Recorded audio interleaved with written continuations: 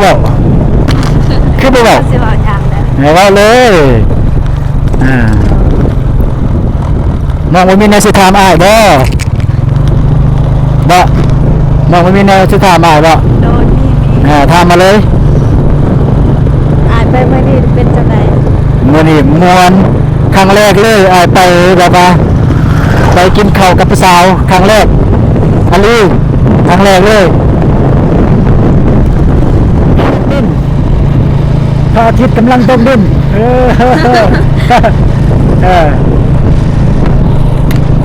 พระอาทิตย์กำลังตกดินพี่น้องเอ้ยลมมันเข้าบ่ได้ยินปานใดไหมเนี่ย สวย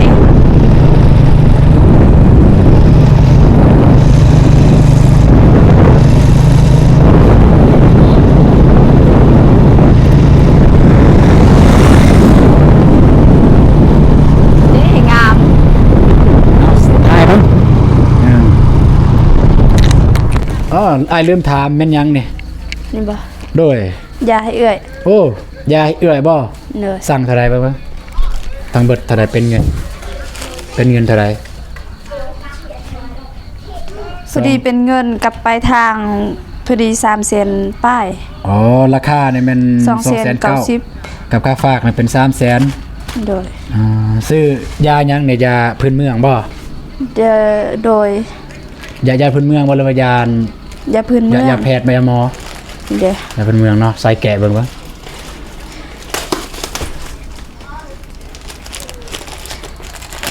แนวใดวิธีกินต้มบ่ ต้มเอ้า อืม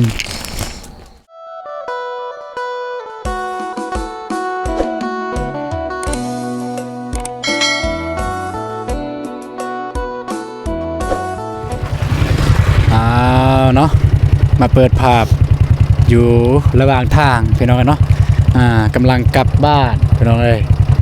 เมื่อกี้นี้ก็เข้าไปเล่นน้องเป็ดพี่น้องก็ผู้ใดอยากเบิ่งก็อย่าลืมเข้าไปเบิ่งทางซองของบาโก้พี่น้องเอ้ยบาโก้เพิ่นได้อัปเดตเพิ่นได้ถ่ายอยู่หั่นหลังจากที่ทางทีมงานเฮาได้ไปกินข้าวกินน้ำเรียบร้อยแล้วเนาะก็สิได้พากันเมื่อบ้านโอเคเพื่อจะได้ก็ติดตามไปนำกันพี่น้องเนาะก่อนสิกลับบ้านก็กราบทักทายสบายดีและก็สวัสดีพ่อแม่พี่น้องเบิดสุขคนเด้อก็ยินดีต้อนรับซองเอาตูนเสนอคือเก่าบ่ว่าในไทยในลาวและก็ต่างประเทศแล้วก็พญาจิบุญ MC ทุกท่านเด้อก็ออกมาแต่น้องเป็ดพี่น้องเอ้ยพาน้องๆเพิ่นไปเล่นอยู่น้องเป็ดหลังจากที่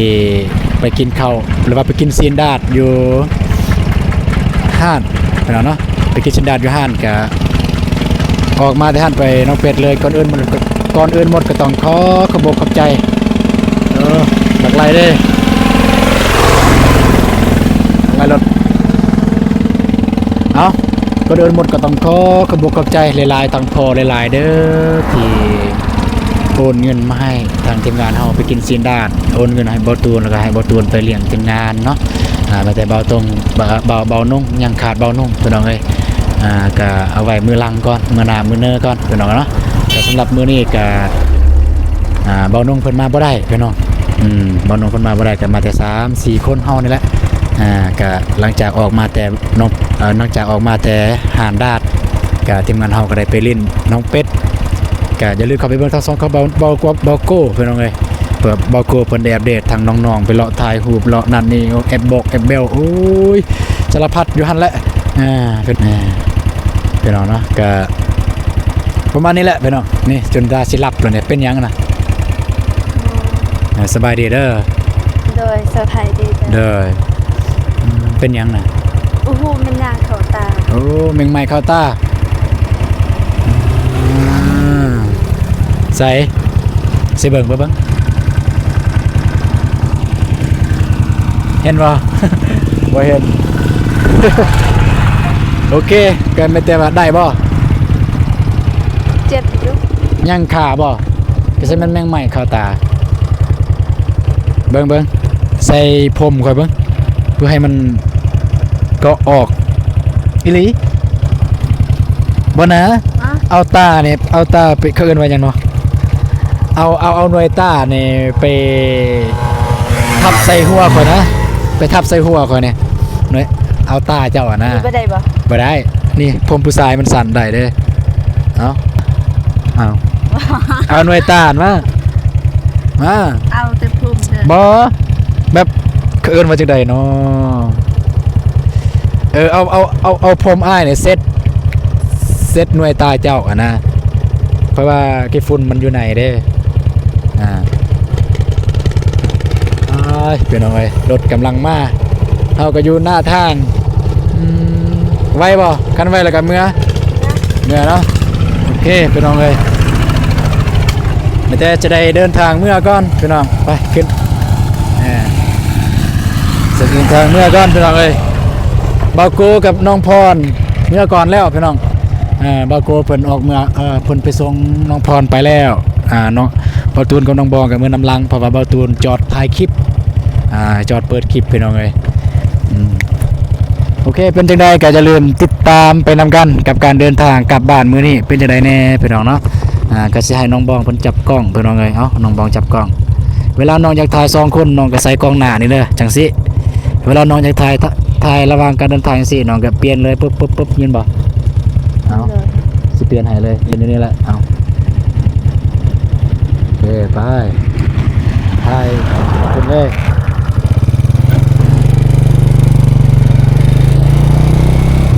นี่ยังเลยก็เบาเลยเด้อพารนาเลย เป็นจะได้ไปกินด้านมื้อนี้เป็นจะได้ไปกินด้านมื้อนี้ ม่วนแล้วก็มีความสุข เอาไม้ใส่บอนคอนี่เลยจะใส่ปากก็ได้นั่นนี่จึงได้ยินแล้วบ่ เนี่ย กินอิ่มแล้วบ่ อิ่ม ยังอยากไปบ่เมื่อไหร่มาเด้อ ไปแล้ว ไว้มีเงินก่อนจึงจะไปอีกแต่ว่ามืดค่ำเราไปเอาเงินมันอื่นดอกกันบ่มืดก็ยังไม่ทันได้กลับดอกแต่มันมืดแล้วนี่ก็ตะเวนกำลังสิตกดินมันมืดมันค่ำย่านพ่อแม่น้องเพิ่นเป็นห่วงอยู่นะเว้ยก็ได้เมื่อก่อนบ่โก้เพิ่นนำหน้าไปแล้วบ่ตูนก็เอามานำลังนี่ชาวบ้านกำลังมาตัวหัวตัวสวนคักสุดแล้วหน่อย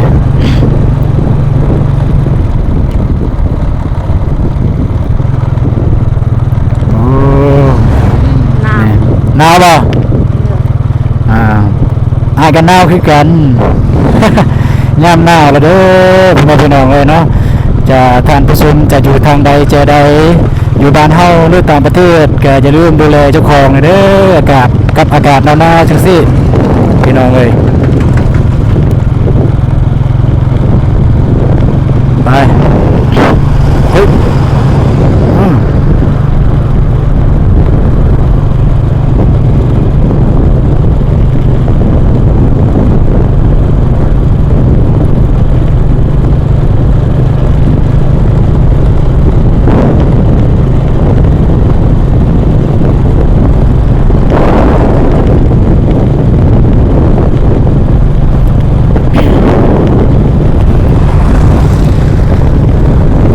แต่ว่าอยู่เมืองท่าแตงเนี่ยก็เมืองท่าแตงเนี่ยมันเริ่มหนาวตั้งแต่เดือน10พุ่นล่ะพี่น้องเอ้ยมันเริ่มหนาวตั้งแต่เดือน10มันจะมาถ่ายกล่องหลัง ฮะกล้องหน้าก็ได้ให้เห็นมองน้ำใส่เปลี่ยนกล้องหน้าก็ได้เปลี่ยนเลยเวลาใส่กล้องหน้าแล้วก็เว้าไปนำเลยเด้อ เว้าเลย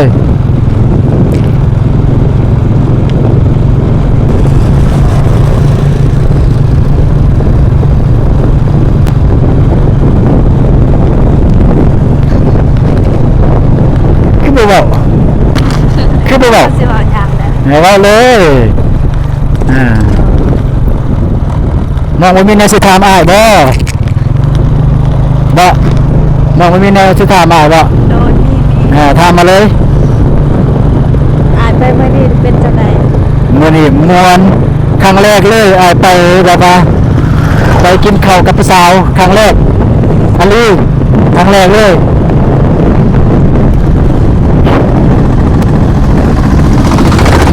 อ๋อ คิดฝุ่น กี่ฝุ่น คิดฝุ่น เออ เออ เออ เออ เออ เออ เออ เออ เออ เออ เออ เออ รับตาเด้อกี่ฝุ่นรับตาเด้อ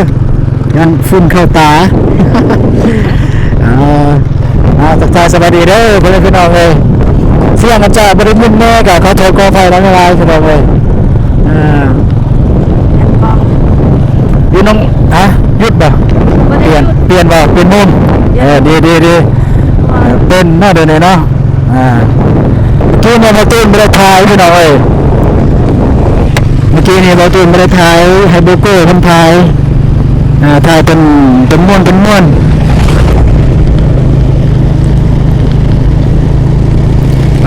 งฮอตบานเลยพี่น้องติดตามเป็นมันกันเลยฮอตบานเลยเป็นจังได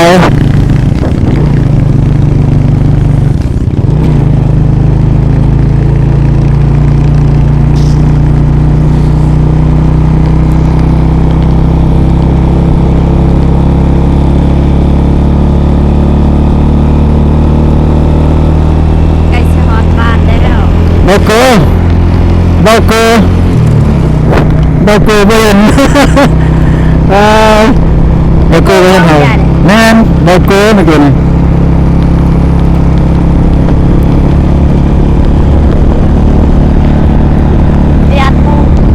เปลี่ยนเลยให้ตั้งเป็นมุมเดียวมันคือบ่งาม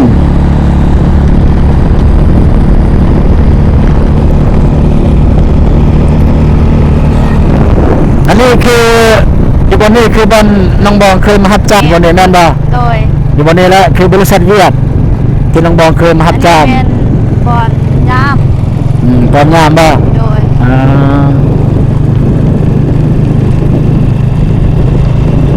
บ้านไปนอนเนาะขี่รถไปนั่งซึมบรรยากาศไปนั่งพี่น้องไม่มีหยังไรอยู่นี่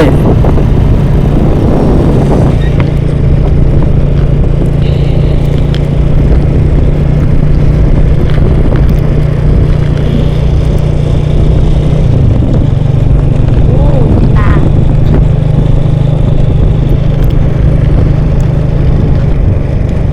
ว้าวเห็นบ่ดวง ดวง พระจันทร์กำลังเต็มดวงเม่นขี้กาแฟเนาะหอดนี่เม่นขี้กาแฟเวียดคือเราเลยเนี่ยเม่นนี่เลย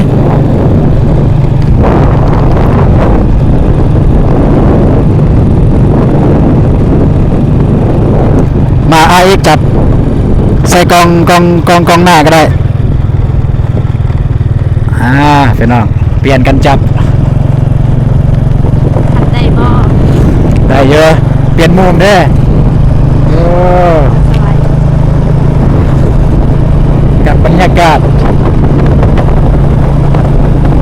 ไม่ได้ทึกบังบ่เห็นเจ้าบ่ เห็นแต่ว่าก ำลังตกดิน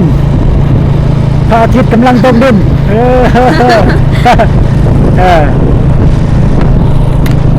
พระอาทิตย์กำลังตกดินพี่น้องเอ้ย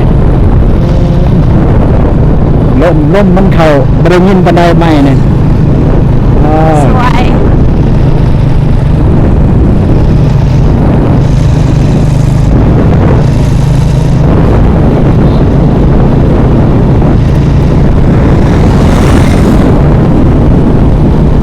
นี่งาม ถ่ายมั้ง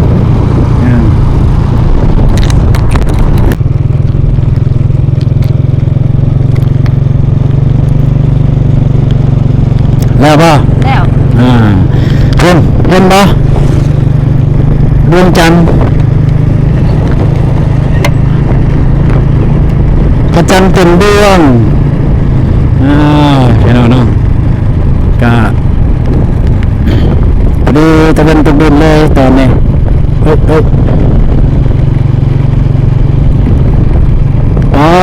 ห้านเปิดใหม่เนี่ยคนร้ายเลยห้านเปิดใหม่นะคนร้ายเลยห้านเปิดใหม่เนี่ยนักกีฬามันมากินเขาวกินน้ำโอ้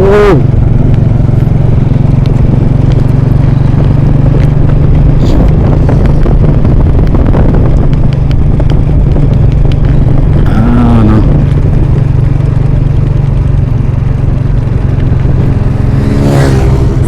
กลับเลยเด้อ ฮะ กลับเลย กลับเลยว่ะสิแวะไปซื้อมาถูก บ่ย่างลูกเขากินมือเมื่อวานนี้ ย่างบ่ ย่าง โอเคกันสั่นก็บ่เกรงใจเลยเด้ โดย ไปเลยเด้ไปพี่น้องเอ้ยบ่ตูนว่าสิเวะไปซื้อปลาทูแต่ว่าน้องเพิ่นว่ายังมีอยู่ก็เพราะว่าทั้งหมดอยู่ในเฮือนของน้องเพิ่นกินแต่ปลาทูได้พี่น้องเอ้ยแล้วก็คงกินที่น้องซื้อว่านี่ก็ยังอย่ามันบูดกินมื้อนี้เอาเลย สสเปดนาที ฮะ ก็ประมาณอิหยัง 1นาที ตัวเก่าเจ้าหน้าที่ตัวเก่าเจอบ่ บ่จืด ไปบ่เป็นหยังโอเคตอนนี้ก็กำลังเข้าบ้านน้องบองแล้วตอนนี้อึบระวังเด้ทางหลังกอดแอวเด้อขันยานตก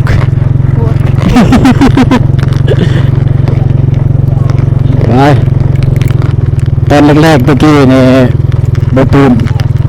ขี่รถทางน้องบองตอนแรกตะกี้ใหม่ๆนี่ยังนักเคลื่อนอยู่โอ้ ได้บ่ต้องเจ้า มาแต่สิเด้อสบายดี สบายดีเด้อ ฮะ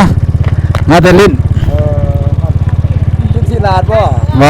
บ่ได้กิน บ่ได้กินสับ เด้อ ยอดมาแต่กินสิบบาท ว่ามีหยังล่ะมาอันนี้ก็ตุ้งกระตัง บ่มีหยังของฝากน้องเพิ่น ครับนี่ มา ไม่นี่ อ่า สบายดีเด้อเอ้ย เออ มาซื้อกาแฟบ่ มาซื้อกาแฟ โอ้ได้หลายเลย กาแฟ โอ้ เขาบ่ขายให้มาขายกาแฟบ่มาเท่าไหร่นี่อ้อ นี่ฮะ มาโลมา โอเคเอามาแสดงกรรมกัน ฮัลโหล เดี๋ยวไปพุ่นกันไปพี่น้องเอ้ยเจอบ่าวงพี่น้องพุ่นเฮ็ดรายงานอาชีพไปเลยบ่าวงนี่ก็ได้จักซื้อกาแฟเฮ็ด YouTube เป็นอาจารย์เพิ่นแต่ว่าก็เป็นคนหนึ่งที่สู้ชีวิตหาเงินทุกช่องทางที่หาได้ก็เป็นน่าสมเสยพี่น้องอยู่บ้านนี่ก็แรงมากอะพากันเล่นกีฬาเตะบ้านเตะโต๊ะทางบ้านเพิ่นม่วน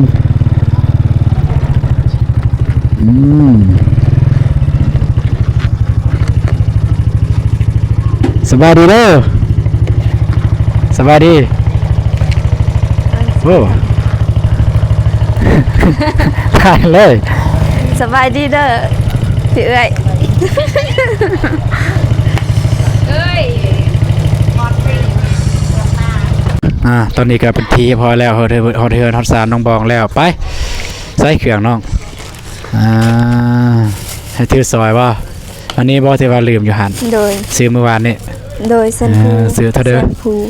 แพงเสียนหะ 150,000น้ำมันสระผม โดย ไปพี่น้องเอ้ยไปสวัสดีเด้อสองสาว อ้ายเนาะ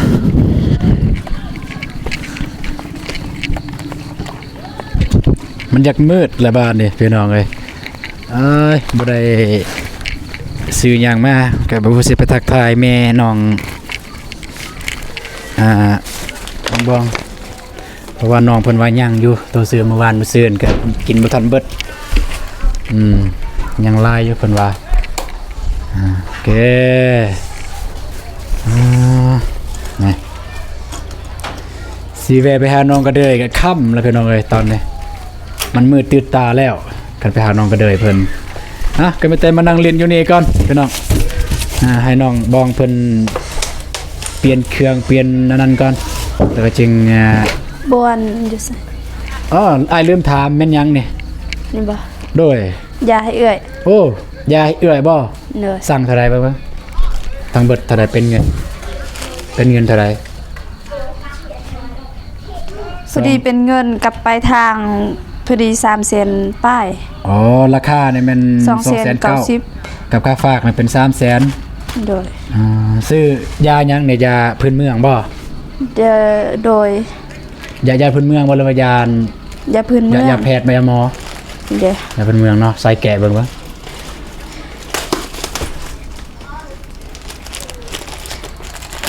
แนวใดวิธีกินต้มบ่ ต้มเอา อืม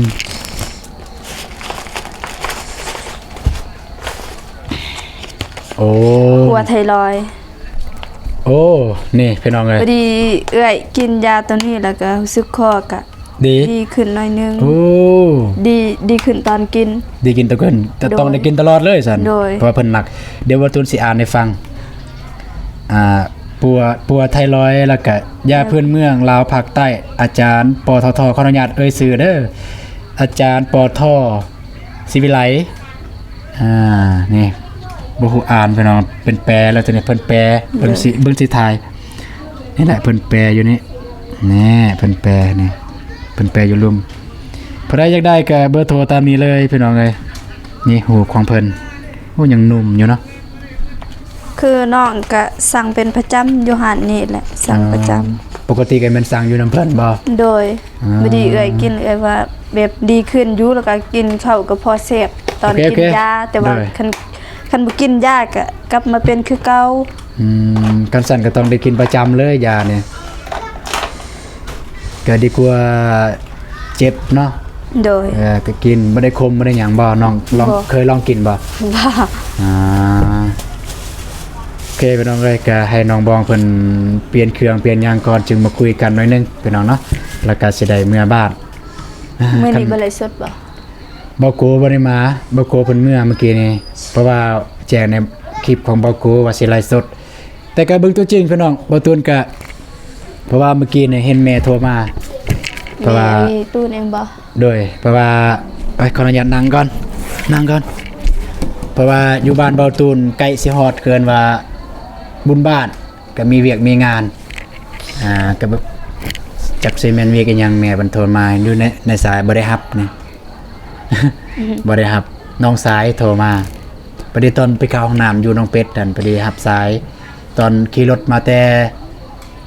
กินดาดบ่ได้รับพอดีฮอดน้องเป็ดเพิ่นโทรมาอีกจึงได้รับเพิ่นว่าอยู่ไสเพิ่นว่าอยู่ไสอยู่ไกลๆบ่คันไกลมาหาก่อนแน่เพิ่นว่ามีเวียกหยังเนาะก็เลยแบบใจแบบมันปิวๆนี่ เป็นห่วงยันว่าเพิ่นเป็นหยังอยู่ในเฮือนในศาลพี่น้องเอ้ยก็มีแต่ว่าบ่ตูนก็บางเทื่อว่าสิได้กลับเฮือนก่อนสบายดีเด้อสบายดีเด้อก็มีแต่ว่าสิได้กลับเฮือนก่อนแล้วก็บางเทื่อคันบ่มีหยังมื้อเฮือนน่ะบ่มีหยังก็สิได้กลับมาคืนสิได้มาไลฟ์สดดนบ่ได้ไลฟ์สด FC ก็อยากให้ไลฟ์สด เพราะว่าเบาโกก็บ่ได้เกินเบาโกมาส่งน้องพรเพิ่นก็เมื่อเลยก็เพิ่นมีเวียกบ่เพิ่นไปไสบ่ฮู้เพิ่นเอาไว้ โดยมีแต่ว่าน้องสิลองถามอีโกจังนั้น มันได้ลองถามเด้อแล้วก็อายก็สิลองโทรถามเพิ่นสิมาบ่แต่ว่าก็เว้าอยู่ในคลิปว่าจะได้ก็มาเพิ่นว่า โดย กันมาก็เจอกันเพิ่นว่าในไลฟ์สดจักหน่อยนั่นแหละประมาณเวลา7หรือ8โมงประมาณนั้นสิได้มาไลฟ์สดถ้าบ่ทันมื้อนี้ก็ขอโทษขออภัยนำเวลาพี่น้องแต่ว่ามื้ออื่นมื้อฮื้อสิได้มาไลฟ์คือเก่าสิให้มาสิพามาไลฟ์มาเบิ่งมาเกินว่ามาทักทายสบายดีโอเคมาแต่อ้ายก็จะได้กลับก่อนน้องอาบน้ำพักผ่อนถ้าได้ไลฟ์สดจังหน่อยอ้ายก็จะได้กลับมาถ้าบ่ได้ก็มาแต่พักผ่อนเลยแล้วก็คันอ้ายเมื่อบ้านแล้วก็สิถามแม่ถ้าบ่มีหยังก็อ้ายสิกลับมาถ้ามีอ้ายก็บ่กลับมาเด้อเดี๋ยวสิเสร็จใส่สิเสร็จบอกเนาะโอเคกลับก่อน ขอบใจหลายๆเด้อ สิพาไปลิ้นไปลิ้นเราไปกินหมูกระทะ ขอบใจผู้ใหญ่แน่ซะ เด้อแล้วก็น้องลูกขอบใจผู้ใหญ่ฟังไทยในเด้อที่ฝากเงินมาให้ลูกๆเพื่อได้กินสินดาดลูกขอบใจได้หลายแล้วก็ขอให้พ่อจงสุขภาพแข็งแรงเด้อขอให้อายุมันคนยืน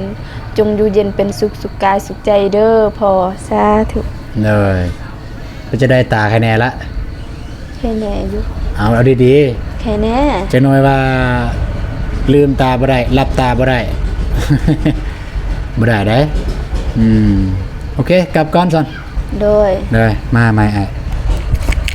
บ่ได้มีหยังให้ได้มื้อนี่ บ่เป็นหยัง แกพี่น้องเอ้ยแต่ว่าน้องก็อาบน้ำเลยบางเทื่อจักหน่อยอาจจะได้กลับมามันแต่สิกลับไปนี่แหละเพราะว่าน้องสายเพิ่นโทรมาบอกให้มาเฮือนเพราะว่ามันมีเวียกหยังโอเคตามนั้นแหละโอเคโอเคพ่อแม่พี่น้องเอ้ยเนาะก็ ลงมาแต่บ้านน้องบองก็สิได้กลับเฮือนก่อนพี่น้องเอ้ยเพราะว่าน้องสายเพิ่นโทรมาบอกให้มาเฮือนเพิ่นว่าแม่ให้มาเฮือนบ่ฮู้ว่าเพิ่นมีเวียกหยังที่จริงเพิ่นก็โทรแต่ดนแหละแต่ว่ายังอยู่พุ่นน่ะบ่อยากบอกทีมงานยันทีมงานเพิ่นเที่ยวบ่สนุก บ่อยากบอกทีมงานเพิ่นก็ให้เพิ่นเที่ยวก่อนบ่ตูนก็บอกน้องสายว่าโอเคจะได้มื้อหันได้จักหน่อยแต่ว่าก็จะมื้อซาแน่โอเคเพิ่นไปบ่เนาะก็สำหรับคลิปนี้บ่ตูนก็สิขอจบคลิปเพียงเท่านี้ก่อนมันมืดตื่นตาแล้วพี่น้องเอ้ยก็จะได้เดินทางกลับบ้านก่อนพี่น้องเนาะก่อนอื่นบ่ต้องขอบใจทางพ่อหลายๆเด้อที่โอนเงินมาให้แล้วก็ให้บ่ตูนเลี้ยงทีมงานพี่น้องเนาะมีแต่บ่นงนั่นแหละบ่ทันกายนั้นก็ทันเบิดแต่ว่าแต่บ่นงบ่ทันแต่มื้อหน้ามื้อนี้ก่อนมื้อใหม่ก่อนโอเคสำหรับคลิปนี้บ่ตูนก็สิขอจบคลิปเท่านี้มีแต่ว่าเจอกันในคลิปต่อไปคลิปนี้บ่ตูนขอกล่าวคำว่าสบายดีเด้อพ่อแม่พี่น้องเอ้ยนี่หน้ามันเบิดแล้วไปแล้วพี่น้องเอ้ย